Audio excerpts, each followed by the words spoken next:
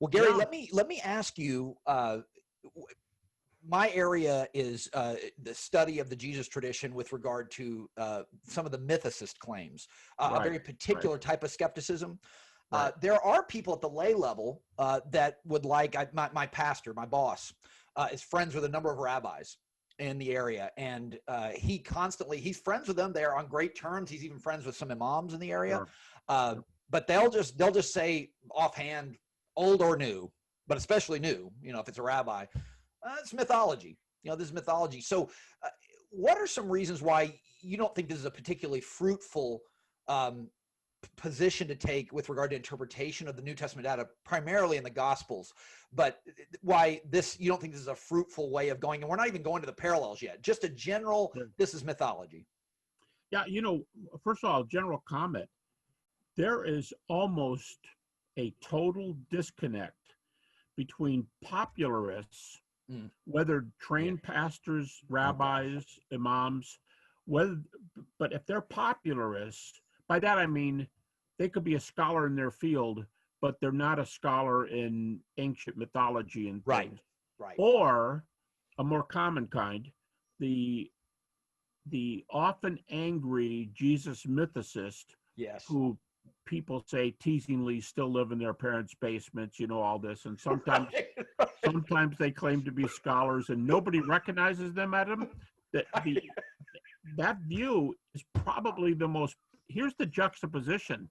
The Right. view is the most popular one among them, but among the skeptics, I mean atheists, agnostics, skeptics who are trained Mm. in New Testament theology, Right. philosophy, Right. classical literature. They're Right. trained. The juxtaposition is the popularists take it. The Yes. other ones won't touch it. That's right. And not won't touch it because they don't want to be put in a corner, Right. won't touch it because they don't think it's legit. In fact, Ben, my TA again, my research assistant, Ben Shaw, and I published an article in Philosophia Christi, a very Yes. distinguished Yes. philosophy journal. Right. And the journal, the title says, Agnostic Jesus Scholars Decimate the Popular Mythicists. I'm paraphrasing, but that's basically the title of the article. Right. The non-believers who are skeptics Yeah. go off on Right. the non-believers who take the theory. Absolutely. And there's a number of problems. A lot of people don't realize that Bart Ehrman, who's probably the best known Yes. skeptic in North America, Right. in his book, Did Jesus Exist? He's got 20 full pages going off on the mythical view. And he Absolutely. cites a very, very well-known, Right. actually the guy just died recently, but Yeah. a very well-known Jonathan Z. Smith Yep. from University of Chicago, Yeah. who was a professor at large.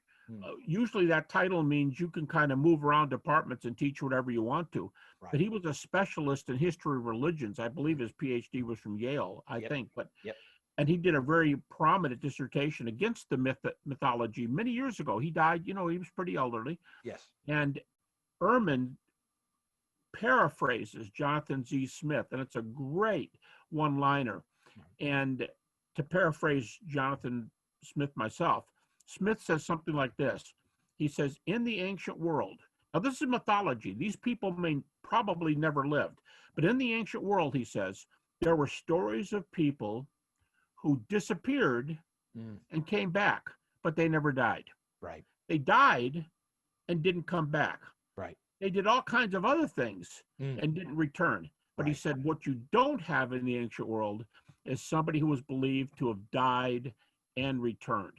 And that's Jonathan Z. Smith, a skeptic, as far as I know. Yeah. And he is usually quoted as he and another guy named Mark Smith, they're probably quoted as the two most prominent anti-mythicist guys. Right. But you wouldn't expect Jonathan Smith to make this up if he didn't think there were good reasons. But he said, we just don't have guys in the ancient world who die. Yeah. We know they died in the mythology now. Right. We know they died and we know they returned in this little, story about them. Right. I'm making that point because for the majority of these guys, they never lived in space and time. It's just a story about them. And right. Jonathan Z. Smith saying we don't even have stories where they die and rose again. Yeah, So, very a strong claim. And right, you know, it's a scholars versus the non-scholars. Here's one more thing I found, Joe. This is incredible. And I'm not trying to take their name in vain. They're good guys. Yeah. But the two main guys today who are known for thinking there are stories like that, but that they have nothing to do with Jesus' resurrection, are John Cook and Tregev Mettinger. Gotcha. Now, here's the interesting thing about Mettinger and Cook. They give in their works a list of what they think are the best stories, the best, and they admit these are like nursery rhyme type things. These are Aesop's fables. These guys didn't live. It's Hansel and Gretel. Yes. But they do think there are stories about these guys. And they both give a list. Here's what I think are the best evidence cases. That's Cook. The Mettinger says, here's what I think are the best evidence cases. The crazy thing is, they almost totally disagree. And the two guys who are pro, and the ones, for the most part, there are a couple they agree on. But for the most part, the ones that Mettinger says are good, Cook doesn't like. And the ones that Cook says are good, Mettinger doesn't like. It's just one of the oddities. They don't even agree among themselves except in two basic cases. Right. And two of the more prominent popularizers that would be that don't hold a post in the relevant area, but at least have credentialing would be Robert Price and Richard Carrier. Those are the people with the academics with whom I interacted in my dissertation, but they have a little bit more solidarity in some of their agreement. They would both agree Romulus and Zalmoxis were their best candidates. So but it's interesting. And you know what? Romulus and popularizers. Romulus and Zalmoxis. Right. Yeah. Neither Mettinger nor Cook think they're neither one. Neither one. They don't have that's on either of their list. It's amazing. Yeah, they're not. It's not solidarity for sure. So, and you know, I've seen another scholar named, and maybe I'm using scholar. I don't want to use that inappropriately, but a popularizer by the name of Fitzgerald that you know, anytime you say you're the fringe, he's like, well, so are you Christians on evolution and on Jesus study, all this stuff. So but interestingly, you're right, there are the popularizers, and people want to distance themselves when you start talking about you know, even somebody Fraser, you know, a legitimate scholar. They don't want to, they're like, I don't agree with most of his stuff. You know, the 12 crucified saviors, these popular, they don't want any part of this. The Zeitgeist video, they don't want any part of it. You're right. The crucified and risen saviors. Yes. If I'm not mistaken, Carrier warns people about that. About not being and when you mention Fraser, Fraser was a reputable scholar. We have to remind people he was doing his writings in the 1880s and the 1890s. So it's over 100 years old now, and almost nobody subscribes to his things right now. Nobody's been able to replicate that sort of data. Well, hello, everybody. I wanted to give a little summary of the segment of the interview with Dr. Habermas and I, so that you might be able to understand some of the finer points of where we were going, because it relates to some of my graduate study and research. The first question we began with, which we'll continue to expand upon in later segments of the interview that are posted, is the idea of how you deal with the claim that the Gospels are mythological.